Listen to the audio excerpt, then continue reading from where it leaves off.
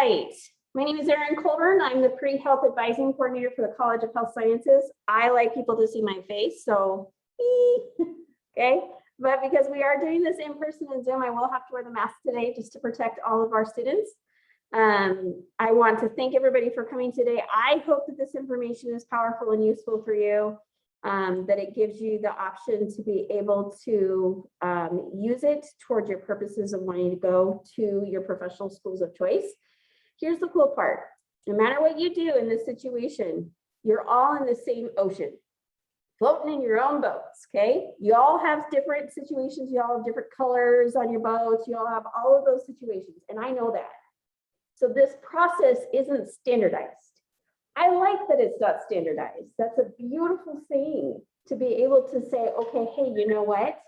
I don't have to standardize my life because I'm a unique human being, and medical schools, PT schools, OT schools all know that.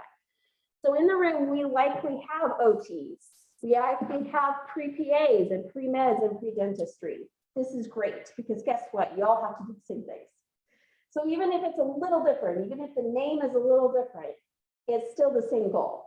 You ultimately all will likely have entrance exams, whether it goes from the GRE to the MCAT to the DAT. You all have to prepare for those things and you do similar tasks. And so that's why we can all work together. How many of you have been to a physician and discovered that they're going to send you to a PA or they're going to send you to a physical therapist, right? You all have to work interprofessionally no matter what you do. And so we're starting that conversation now. We're saying, gosh, just because you're sitting across from a physical therapy student to a PA student, to a med student, doesn't mean you shouldn't get those experiences or exposures, okay? So that's the goal. So again, my name is Erin Colbert, and I have my trusted partner in crime, Miss Shannon Kerr. Shannon Kerr is the advisor for the upperclassmen, for the sophomores and juniors. She likely is an advisor for anybody who's new to Boise State University, and we team advise. So in other words, we make sure we know what both of us is doing. So that if you have a question, you can't get a hold of me within 48 hours, then you can get an answer from Shannon. Okay. So for the group that's in the Zoom room, we're going to do this. And so it's going to require you to either use your chat or to pipe up, take your mute, excuse me, your mute off. So I want everybody in the Zoom room and in the main room to be thinking about what you did this summer. Did you have an opportunity where you gave up yourself without getting paid, a volunteer activity or a leadership activity? Think of something you did. It could be something fun. It could have been a trip or a vacation, whatever it is.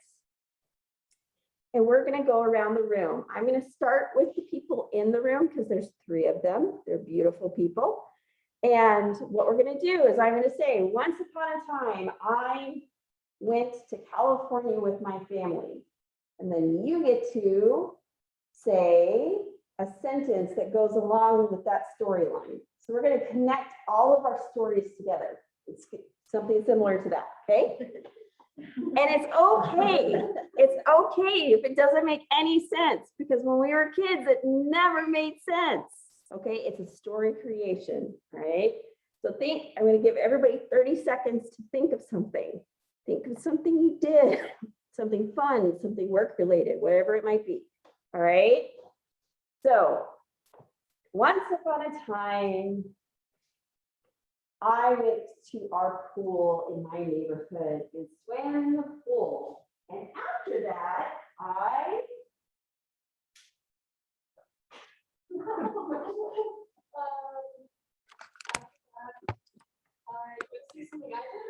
something you did. Okay, after that, I went to Germany for the summer.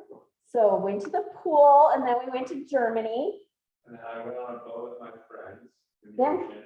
Then I went on a boat with my friends. And then I went fishing in Jamaica. Eric, after you went to Jamaica, I went and volunteered on a CSA farm on the Cape. Then I went to the CSA farm on the Cape. Aslan. And then I went to Alaska to visit my uncle.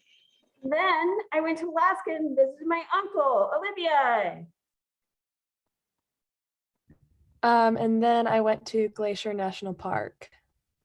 And then you went to the Glacier National Park. Haley. Then I went to a trampoline park. Then you went to a trampoline park. Oh my goodness, this summer is being amazing. Indarshika. Then I went to Twin Falls to visit my friend. Then I went to Twin Falls and visited my friend, Jaden. And then I went camping with my family. Then I went camping with my family. Jen. And then I went to Lake Tahoe. Then I got to go to Lake Tahoe. You guys are making my summer amazing. Megan. Then I worked at the food bank. Say that one more time. Then I worked at the food bank. Good catch, Shannon. Shannon. Then I went to Vegas. Then you went to Vegas.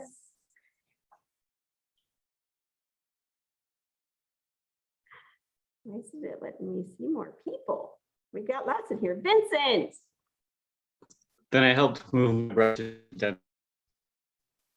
Say that one more time. We lost you a little. I helped my brother move to Denver. Then I helped my brother move to Denver. Do I see Jill in here? All right, Shannon Kerr. Oh, and Yanir. Then I watched a vasectomy get performed at work. Wow, Shannon Kerr. Lastly, what did we do before semester started? I'm still stuck on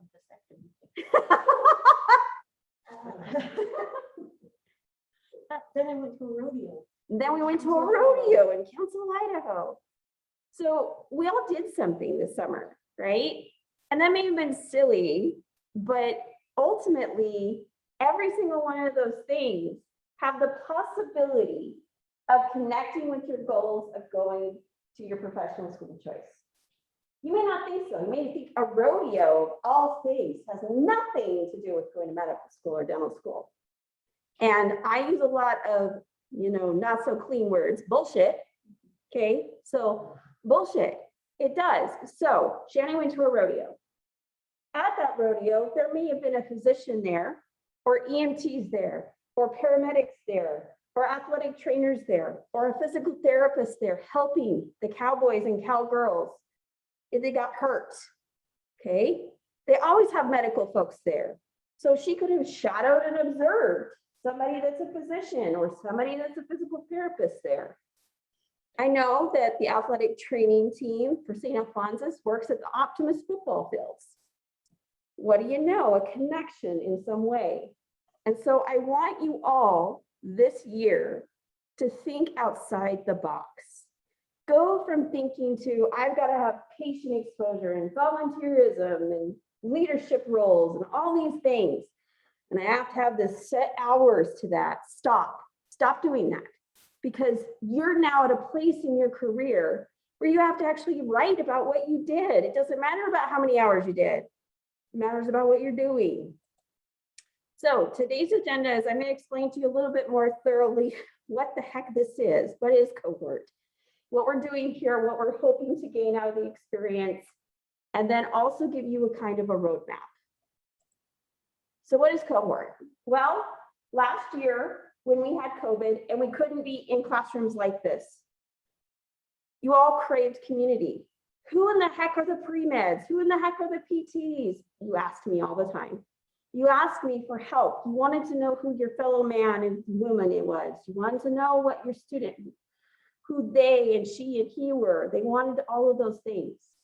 And I wanted a mechanism that was easier to give you information on how to get to the application process. Okay, so this is a group venture. I will always record these meetings. I will post them. I will send them to everybody who RSVP'd. So you have a copy of the recording and you can go back and reiterate what you learned. Okay, We will have community building within it every single time because your community is essential for you to be successful.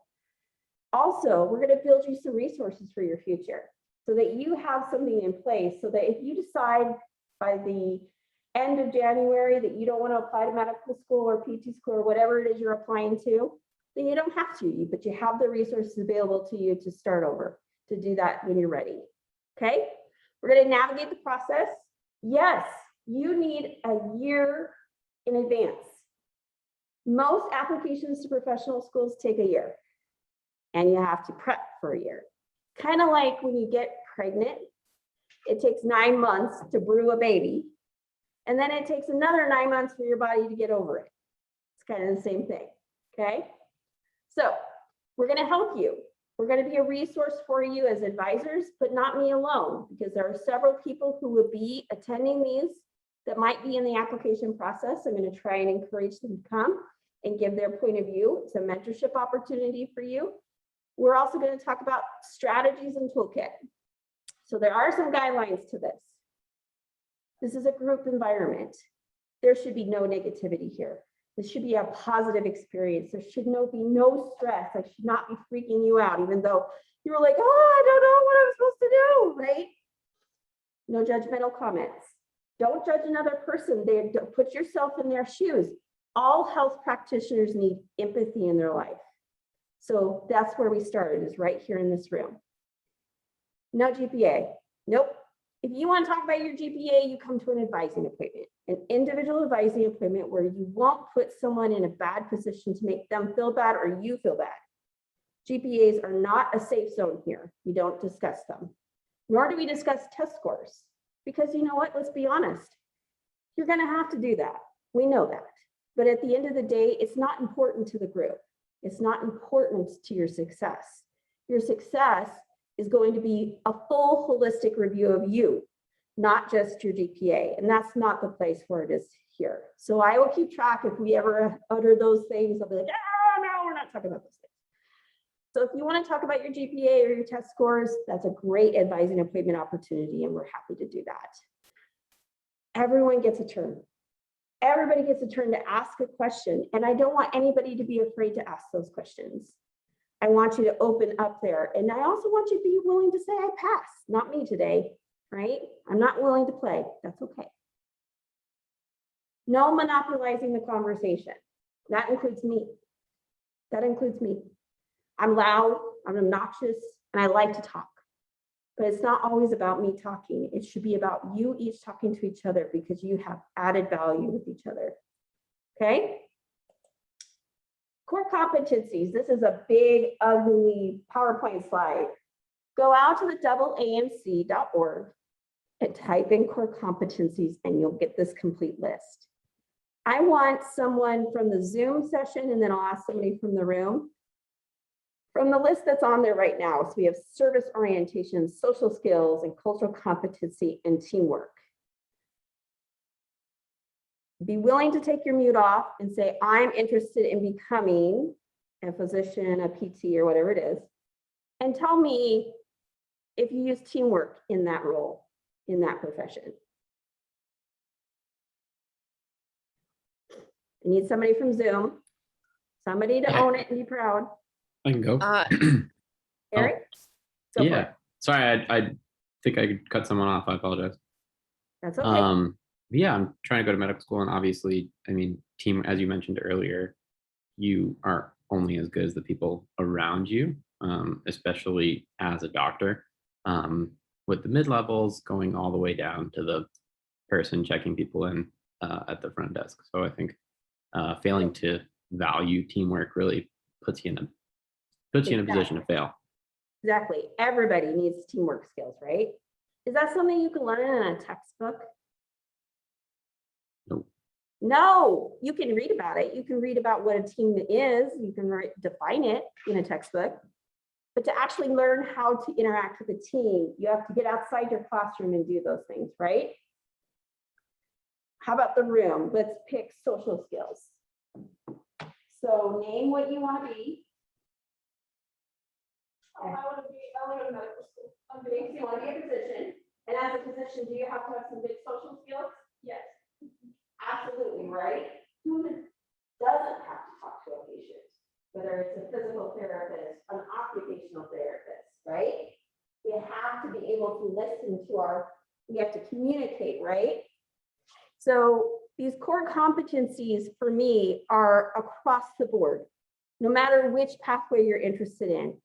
These are what you should be living your experiences by. You shouldn't come into me and say, Erin, how many hours of volunteerism do I need? Do I need 100 hours of volunteerism or 200 hours? I'm going to ask you, where are you gaining social skills? Where are you gaining responsibility and dependability? Where are you gaining ethical responsibility and communication skills? Likely in your volunteer experiences. Do they have to be all medically related? No. Okay, so that's important. So you live and breathe by these core competencies. We will this year be thinking about these. We'll touch on each one in some form. The critical thinking skills, the quantitative reasoning, those might be tested on in your standardized tests, or you might be using them in the heat of the moment when you're in the middle, excuse me, of work. I had a student who was a barista at Dutch Brothers. She often was in that Dutch Brothers by herself. She had to be a critical thinker and on task and dependable. And she had all of those skills. And she was under the impression that that would not be useful for pharmacy school. Bullshit. Okay. So I want to apply, but I need to know, Erin, exactly what I need to do. So I am going to have Shannon, I'm going to stop sharing the screen real quick. I'm going to have Shannon run hers in here in the Zoom session. And I'm going to run it over here with the group. Okay. So what we need to do is I want you all to think what you believe you will need to be successful in applying. And I am going to pull up the dry erase board for Shannon. Okay. All right. So now I want to talk to you guys. Tell me. What do you think you're going to need? What do you need? What do you need to apply to medical school? We have med. Dental PA. Next, okay, so we have 2 medical, 2 physicians, and dental or PA, which application process is very similar. So what do you think you're going to need to be able to apply next year? Finish all the required courses. Prerequisite questions, academic, right? So you can your head. What else? Personal statement. What is the personal statement tell you? Okay, good answer. So your personal statement is prerequisites. So experience, right? And experience out, and exposure to patients and physicians and physician assistants. Same for dentistry. You kind of need to have observed dentists and know what's in your heart. What else? Is that it? Personal statements, academic. Non-clinical volunteering. Or clinical volunteering. Challenge, observation. Yeah. How about a test? Gotta take tests, right? Gotta take MCAT, a DAT, or GRE, or PA. Okay. What else? Leadership experience in the leadership role, right? Skills. What else?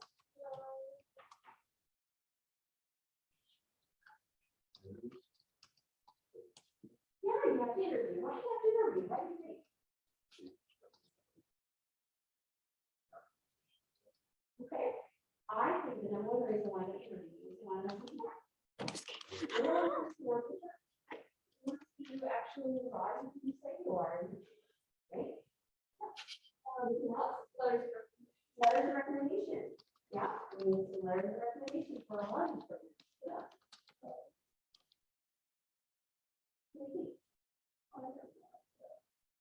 Cultural competency. Yeah, cultural competency, absolutely. So we also have, has anybody put anything in the chat? How about Zoom? Shout it out. Did we miss something? Did we miss some experiences? Put badass skills, but I took it down. You put badass skills and you took it down. Okay. Did we miss anything?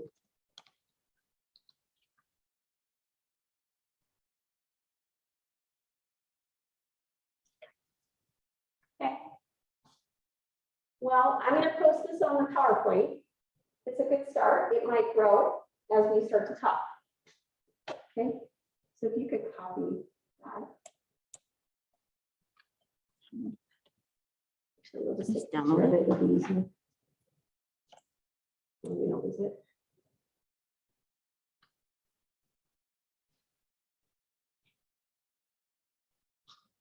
Everybody in Zoom thinks we got everything, huh? Okay, if you believe that, that's all right. Okay. All right. Real quick, if I were to add anything to that list, I'd say like any type of skills training, like whether that be like as a Ooh. scribe or EMT or a CNA, like I like something it. that like shows you got your hands dirty. Sure, certifications, internships, for example, is what you said. Did you try and copy it? No. Okay, that's all right. I took pictures. That is a great one. I think that's hugely valuable. So you will all get a copy of the PowerPoints as well. So I'll make sure that that gets posted in there, that picture. So I want you all to think about going on a trip. We started that, right? You're like, Erin, don't make me do that again. That was the weirdest thing ever. No, it wasn't. I promise. It was fun. All right. You're going to go on a trip.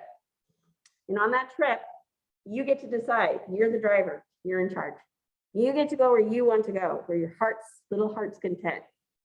And in that, you need a roadmap, right? You need a map, a roadmap that says, okay, this is how. Okay.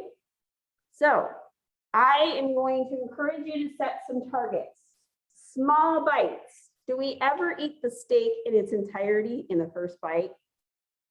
I don't know about you, but even if you're a vegetarian, that does not sound great. That sounds like a horrible experience to try and bite this all in one bite. So the last thing you want to do is you want to apply next summer without doing any prep work. No, we want you to cut your steak up in small bites. So I am into archery this year. My daughter is interested in it. And so I want you to set up targets for yourself and make it simple. Don't set the spring targets yet. Set the fall target. The fall target is you need to know what your plan is for your exams. You need to know what schools you're going to. And you need to know and identify what experiences you've already had and what you might need in your future. Okay? Entrance exams. We will talk about this at next cohort meeting in October. We will go over every single test. Okay? There are videos on a website, which I'll show you at the end of the presentation. It's a resource where you can actually watch the same video that the students that did application cohort last year did. Okay? But you need to start asking yourself whether you're taking the GRE, the MCAT, the DAT, the PCAT, the OAT. I know all of those abbreviations actually stand for something. So you need to establish for yourself when you should take the test. And the reason why I'm waiting to do that in the next cohort model meeting is because some of the tests actually have specific dates of when you can register. And we won't have those until October. So it stands to reason that we'll wait on that piece. But how you should study. Some people are great and planned and organized, and they're amazing human beings. Good for them. They may not need a full-length course. Some students are needing that extra boost. They need support. They need someone keeping them on track, stopping them from procrastinating. They need the investment of money that says, okay, I'm going to put through the efforts to do this. So if you are one of those individuals who needs structure and does not have time to plan out a full-length course, you might need to invest in a course. So you can ask those questions. You can also ask, well, what am I going to study? There's so many different companies out there. For MCAT, there's Kaplan, Exam Crackers, there's Next Step Blueprint, there's Princeton Review, There's Khan Academy, has some tools on it. There's the AAMC website for DAT. There's DAT Bootcamp and DAT Booster, and there's so many. There's Kaplan, Princeton Review for the DAT. For the GRE, there's Kaplan, Princeton Review, and Magoosh. For the PCAT, there's Kaplan, there's a couple of other ones that do some different formatting. Ultimately, everybody's different. So guess what? I have a lending library. Shannon and I have a lending library just across the hall in our office in Norco 160. And students can come in and check a book out over the weekend or over a week. You know, it depends on when we're cycling out. And you can see, well, what is Exam Crackers and how does it read? How does it answer questions? You can see how Kaplan works. We have blueprints. There's lots of different resources out there. And so you can kind of start to customize or see what makes the most sense. I don't know about you, but if I can't understand the textbook, I don't want to read it. I want to find what's going to make me smarter, what's going to make me work better, right? And more efficient. And then you have to ask yourself, well, when do you want to study? In most cases, no matter whether it's the MCAT or the GRE, the rule of thumb is about 8 to 12 weeks full time. That equates to about 320 to 500 hours that you need to dedicate, whether it's spread out over 6 months, whether it's tightened up into those 8 to 12 weeks. That's kind of up to you. And so we'll give you a little bit more detailed information in the future, but the targets you want to hit. Thanksgiving is Black Friday. Why wouldn't you want to have it figured out so that you can tell mom and dad, grandma and grandpa, Santa Claus in the North Pole, Hanukkah, Kwanzaa, whatever you're getting your birthday gift from, your Christmas gift from, or holiday gift from, hey, help me out. I want some support. Okay. We're also going to try and give away an MCAT Kaplan exam in the application cohort. So attending that can help us support that. And I'm looking to try and get a DAT boot camp as well. The GRE one, it's kind of up for grabs if I can get a hold of Magoosh. So ask for Christmas gifts, test banks, cash so that you can buy those flashcards, okay? But know what you want. And ideally, I usually suggest that students have taken a diagnostic. Take your first practice exam fresh without any studying. Just see where you are, see what you're gonna need. You may think you need 8 weeks and then you need 12 based off that exam. So again, we're spreading it out over the fall semester. Solidifying a school list. I think some of you who've been with me for at least 4 years are tired of this. Erin, if I have to talk about my school list one more time, I'm gonna choke you. But it's so important. And now it's more important than ever. Because now that solidified list is going to confirm any new prerequisites. For example, starting in 2023, University of Washington Medical School will require genetics and biochemistry, where they used to just recommend it. Things change. So it's hugely important that you make sure that you have a plan for your prereqs. Spend some time. If you did this from now until January and picked a school a week, go through their admissions process, read through the steps, get yourself acclimated. What are they expecting you to do between now and when you apply? And you also need to give yourself a needs assessment. So, hey, I need 4 letters. One of those letters has to come from a science instructor. Or my school says I need a pre-med advisor letter. Maybe I should go to application cohort group and get to know Erin Colburn and Shannon Kerr so they could fill that spot. Because I don't just blanketly say yes to everybody. I can't do that because then my letters are not powerful or meaningful. And that will be the same for the faculty. You know, if a faculty member tells you no, you should be thankful. You should say, gosh, I'm so glad I dodged that bullet, because they didn't want to write me one, but they may not have written me a very good one if they were apprehensive about saying yes. So you want to create relationships, and we're giving you the time to do that. We're saying, hey, you know that of your 13 schools, you need these 4 letters. you could start identifying who those people are going to be. And you could say to yourself, I have a hole and I need to fill it. You can come talk to me or Shannon and we could say, hey, these are some ideas on how you fill that spot before May or June when you need to apply. Because you can do it in that amount of time. You can. Okay? And sometimes we're out of the box thinkers enough that you may not have thought of somebody. I had a student email me the other day, petrified, to ask a science instructor because she's been in these big classes and she's been Zooming the entire time. I'm sure a lot of you feel that way too. And I mentioned to her, I said, gosh, you know, you've been also doing some research with this other instructor. Yeah, but I never took from them. And I said, yeah, but they're a science instructor.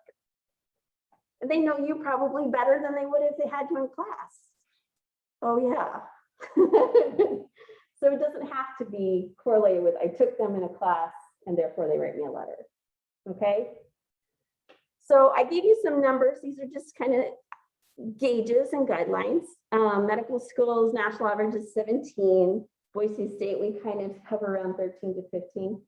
Do what you can afford. You don't have to stick to these numbers. These are just gauges, okay? All right, some people apply to more, some people apply to less. Do what you can afford, okay? Aha, identifying your experiences. This is your third target. This is unfortunately the byproduct of the fact that 85% of the application to any of the professional schools is writing about yourself. 85% of the application is writing about yourself. It's not just the personal statement, it's your experiences.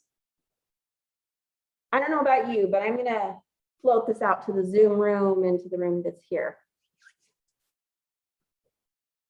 CNA job. I'm a CNA, and these are my job duties. These are the things that I do as a CNA. I draw blood and I help care for the patient. I might take them to the restroom and help them. I assist the nurse in all things that involve nursing and take the instruction of the physician. That's an experience. It's a very big descriptive experience, right? But listen to the difference when I do this one. I'm a CNA at a hospice care unit where I care for patients who are on their way out of life.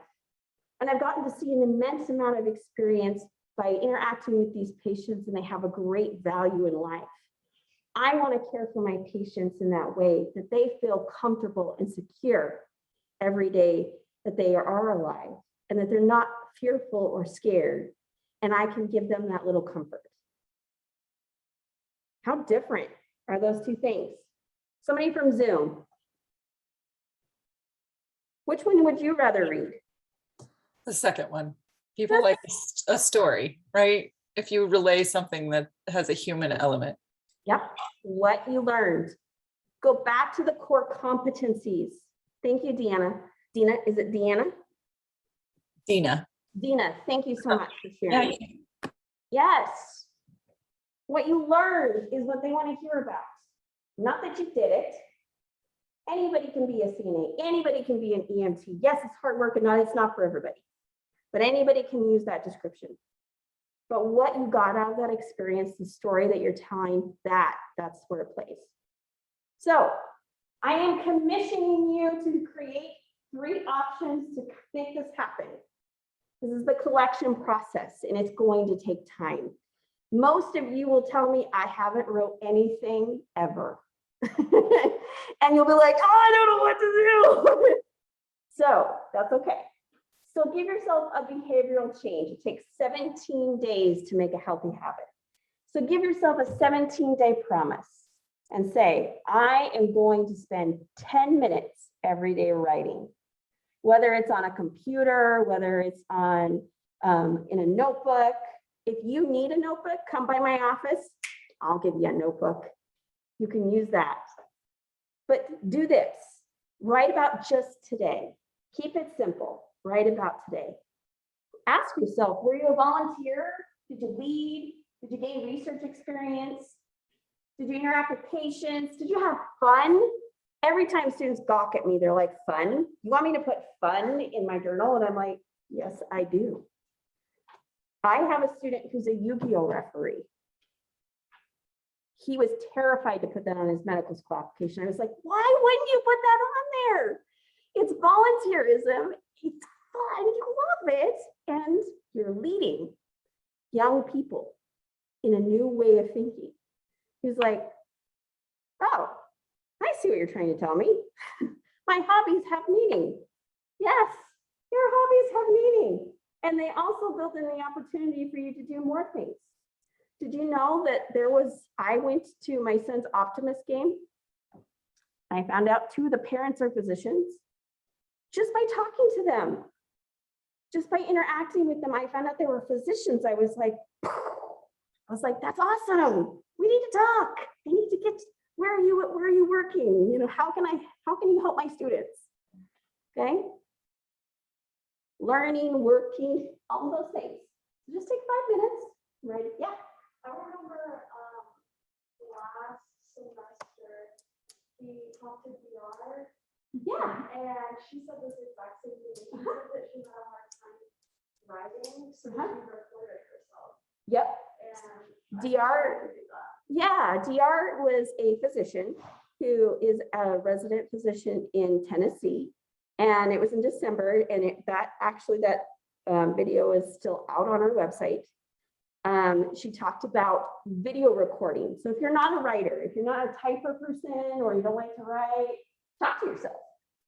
Okay, you can dictate on the phone. There's lots of great apps to do that with, where it will write it out for you, and then you can kind of customize it. I also want you to spend time thinking about last week, because that's the problem, right? We can build for the future, but we need the backlog. We need what's happened behind us. So take 5 minutes and write about last week. And then maybe once a week, go back through that and journal about one of those activities. Really journal about it. Really be thoughtful about it, and ask yourself, what did I learn? What was it? Why is it important to me? Why did I remember it? Some of the best things that happen to us, we remember. They're clear in our mind. They can be negative things. They can be struggles and challenges. There's nothing wrong with that. Many of the applications to professional schools are now having COVID questions. You were during this challenging moment of your life. What did you do during those challenges? And so we can help you write those in a positive way. But you have to start somewhere. And then ask yourself, what might this do for me in the future? I had this interaction with this physician. Maybe I go and I get to observe them. Or maybe this dentist was pretty amazing, and so I want to go and get to know them even better. Okay, creates venue. So what I suggest is just set yourself a target of February. That would be October, November, December, January. That would be almost 5 months of writing that you could write about your past. You're going back a week at a time, right? Until you get to a point where you have a good collection of what you've done. There are other options. You don't have to write. I think that's one of the basics, though. We need to get into the habit. Peer-to-peer. All of you in the Zoom room and in this room have the same goals. And I will confirm with everybody, if there's anybody who doesn't want to share their Boise State email address with anybody in this room, you just need to put it in the chat or tell me. But I think that we can safely say that you all are on the same path. And maybe you want to reach out to each other, like, hey, I didn't realize you're applying to medical school. Let's talk over coffee. We will have those conversations here. In other words, we'll put you in a breakout room and let you talk about an experience you had. And get questioned, not negatively, but questioned in a way that you think about what you got out of it, right? Because that's the hardest part. I did this. Awesome. What was cool about it? I don't know. Okay. So peer-to-peer is an option. Peer-to-advisor. I do this all the time. Shannon sat in on several appointments at the beginning of her career here at Boise State. She got to see me do it. I asked you why 7 zillion times. But you get the best part of that why out. It's not, I want to be a physician because I want to help people. Well, why? Yes, why? Why do you want to help people? Well, because I've always helped people. How do you know that? And so through that questioning of each other, you find that you can get to the meat of the why. Okay? I'm giving you foreshadow. I don't want you focusing on spring. I want you focusing on the 3 we just went over. Okay, so each cohort meeting, we're going to go into more detail about each. Okay, and I'm going to give you a chance to start on your own. And then I'm going to give you tools to see if you can hone in on those things a little bit brighter. But in the spring, we start writing drafts of our personal statement, of our experiences. We start asking for letters of recommendation in what I consider the correct way. I hate getting an email from someone I've never met before. Can you please write me a letter of recommendation?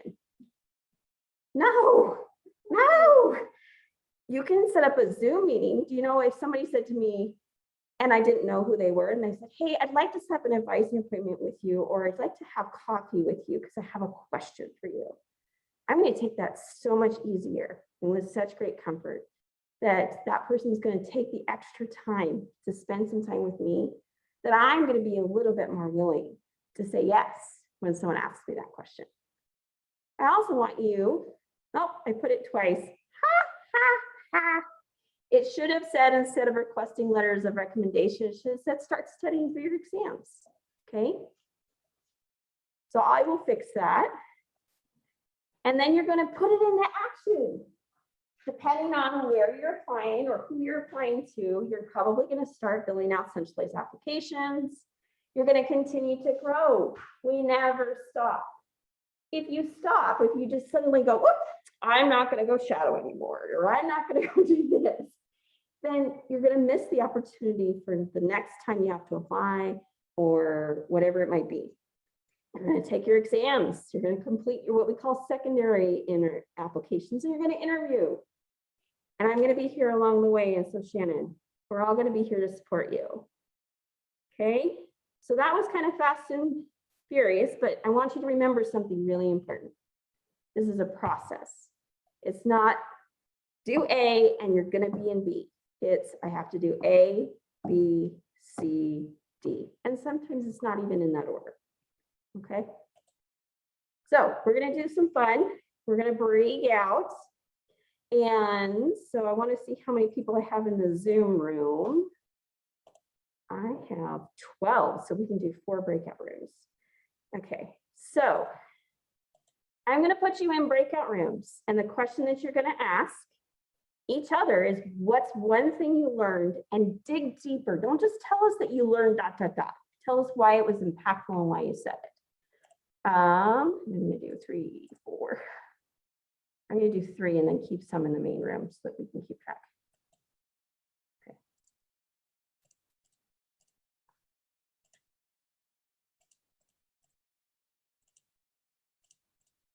Perfect.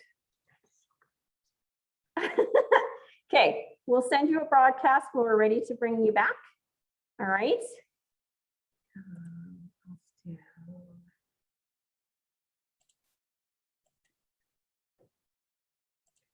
All right, so go to the rooms that we invited you to and nominate someone to kind of be the facilitator. We're going to spend about 4 minutes, so 1 minute per person to tell what you learned, okay? So head off to those rooms. These 3 are going to talk with us. You. Talk with you. Just talk to the computer. Oh. Well, you can let them talk amongst themselves. I'm going to talk to this one with a similar name to me. So, Sharon, one thing you learned. Can you guys hear me? Yeah, I can hear you. Yes. Yes. Oh, is that Shannon? Yes, I can hear. Oh, okay. Our names are a little too similar. Shannon Kerr, Shannon Kane. So talk amongst yourself, but what is one thing that you guys took away from this meeting?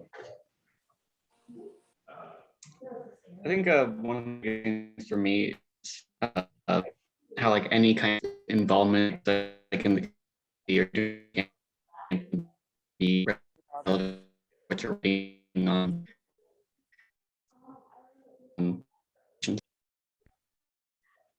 It's how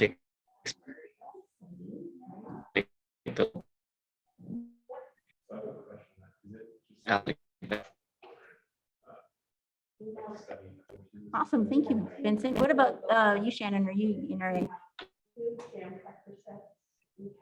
I learned more about like the letters of recommendation because I am the first person to go to med school in my family. So I kind of have been learning like little stuff along the way, but I didn't even know that some of the letters of recommendations had to be from like specific teachers that you've had, or like she said, like a research opportunity with somebody, you can have them write it. So that was cool to find out. How do you get, what was one thing, how do you get those letters? Well, she was mentioning about like, even if you haven't had a professor, because like a lot of my classes for science specifically have been on Zoom. So I haven't like made personal connections with my teachers, but like a TA opportunity might be someone in a science teacher that I could reach out to and get to know better and have them like see if they can write a letter of recommendation. Yep. Yeah, very awesome. What about you, Yuri? Yeah, I mean, I think I really have like a good foundation for like how to apply to medical school. Like I already have all my dates set up and everything, but I guess really just kind of solidifying, the letters of rec, the prerequisite courses, just keeping an eye out to see if anything changes with the schools that I apply to in terms of what they require, the dates, anything like that has kind of been like a big thing for me. So really just kind of getting, a good start on the application process ahead of time is really what I was, or I guess what I took away from most from this meeting, because I really do feel like I have like a really good setup right now. So I guess, yeah, just kind of getting a better idea of what I already kind of know I need to do. Right. Very cool. So are you all three going to med school? Yes, I am going to med school. That's cool. Yeah, me too. Nice. Me too. Awesome. So what schools have you guys been looking at? I've been looking at University of Washington, Oregon Health and Sciences University, University of Colorado, University of Phoenix, Arizona, University of the Mayo Clinic in Arizona, University of Virginia Medical School. That's just kind of like my top 6 or whatever so far. That's awesome. Cool. So we're gonna bring everybody back real quick and then we'll kind of talk as a group and see if there's some big topics that are about the same. So be thinking if you want to share one of your own.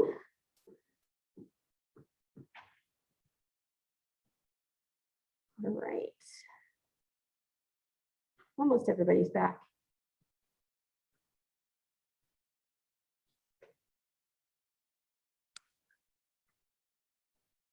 All right. So hopefully everybody's back in the room. Did everybody get a chance to kind of share something they learned?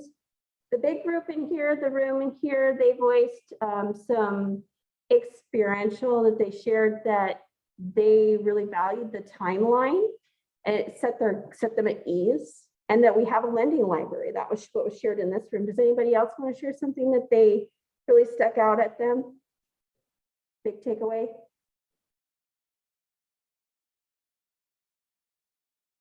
Well, we're gonna have to work on the Zoom room's gonna have to be a little louder and prouder. We talked about a few different things in our group, and one of them that Eric brought up was curating each application, that I think is, and how it can change over time. So knowing what you may be applying to in a year, not what's required now, is kind of an interesting thought. Like, Okay, yep, that we're a year away possibly from applying, and that we may change our feelings about that. One of my students thought for 100% certain he was going to apply this summer. He got all the way through and went to take his MCAT, and he basically froze. He's like, I'm not ready. Yeah, it wasn't really like that it would take a year, but that the requirements may change. Like, genetics isn't required now, but it will be in a year. Like knowing those sort of things, I think is what Eric, that too is interesting to me. So looking at the fact that schools can make changes, and hopefully they post them a year in advance. And that's kind of what WWAMI is doing. And other schools will do that as well. They usually give a year notice and say, hey, this is not this cycle, but next cycle we are adding this to the mix. It gives students time.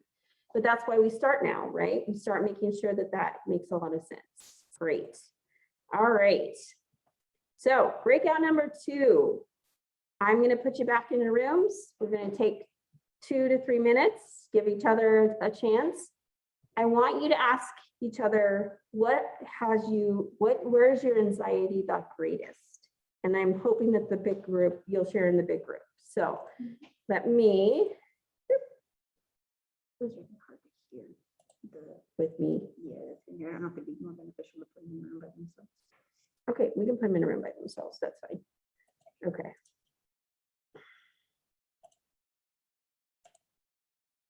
Okay, I'm going to put the three of you in a room by yourself that we're in the main room so that it doesn't disturb you. But talk about your anxieties about not only the application process, but maybe what's going on in your life right now in terms of school and our semester. You know, be open to sharing because you might have the same concerns as everybody else. So let's do about 3 minutes and then we'll bring it back to the main group. All right. What can we help you with? What are the big things? Wow,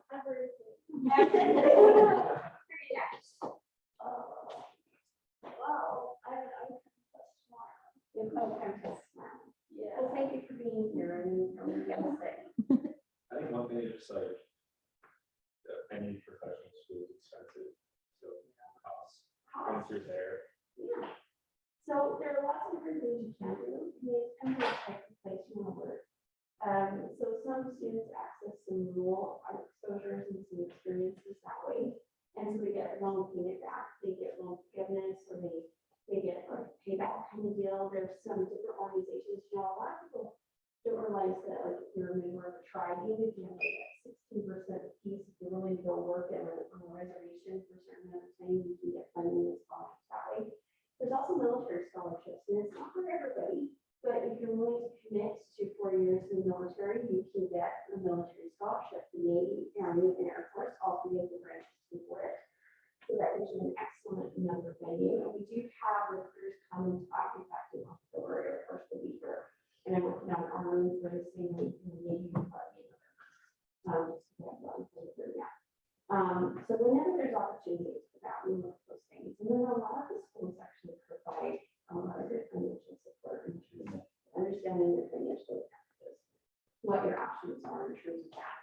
In regards to the application process, there's actually a fee waiver option for most of the programs. So medical is called financial assistance program, and it's for both DO and MD. You just have to apply for DO once separately. For dental, it's a fee waiver, and it can give you up to 15 schools for free if you meet the expectations. And what's really great about both of those options is that they offer oftentimes the secondaries, the second applications like they ask you for more questions, they actually ask you for more money. They have a way of doing that. StudentDoctor.net has a resource where you can budget for your applications. So it gives you tools and resources to kind of figure that out too.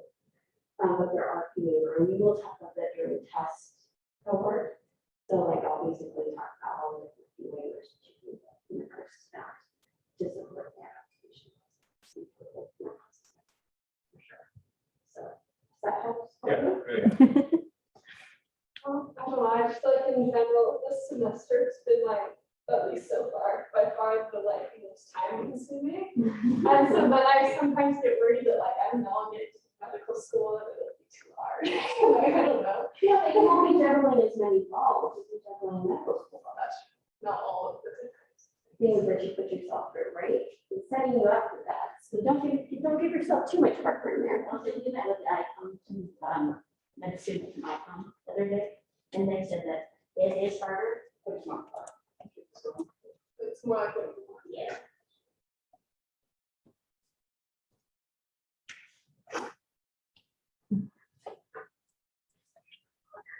Thanks. I was worried about your choking.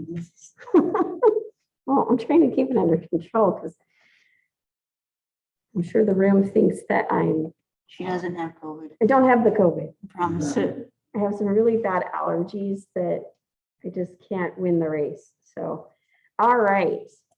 So talk to me. We have about 2 minutes left before our hour is up.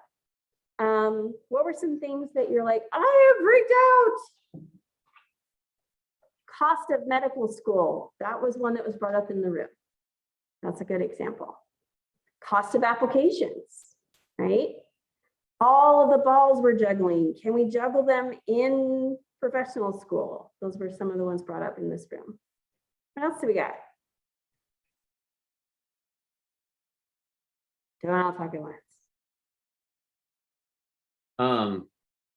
We addressed the MCAT as kind of this big looming prohibitive barrier.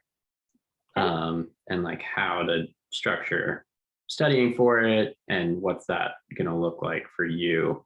But that it is an intimidating thing. Sure. I think that it's easy for us to get caught up in the moment of saying, gosh, I have to do really, really well on a test, right? I get that. And my job is to help you ease that by finding ways to be successful as you can be. But I can tell you a secret. I have a student who's at medical school right now who has a 497. That's not a hot score to trot by any stretch of the imagination. But she does. She does. So don't let it be the only thing you focus on is the test, because then you'll miss out on all the beautiful things that are part of the application too, that are almost more important. And if you got anything from me today, that the MCAT and the GPA are important, but this other stuff that I'm talking about is more important. Because now you need to solidify that, because you haven't been thinking about it probably, right? You haven't been going, oh, I need to be thinking about what I've learned over these years, right? Do any of you have any questions or concerns? Things you want to bring to the group? That goes for you too as well, you three as well.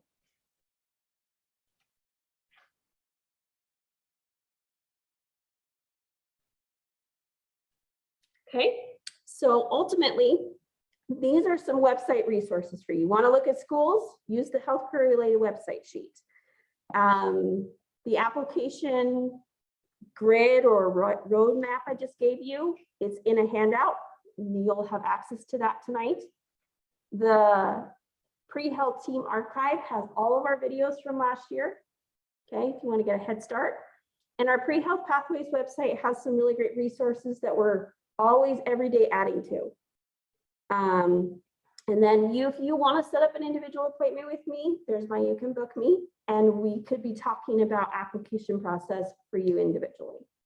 Okay, so I will stop recording. What?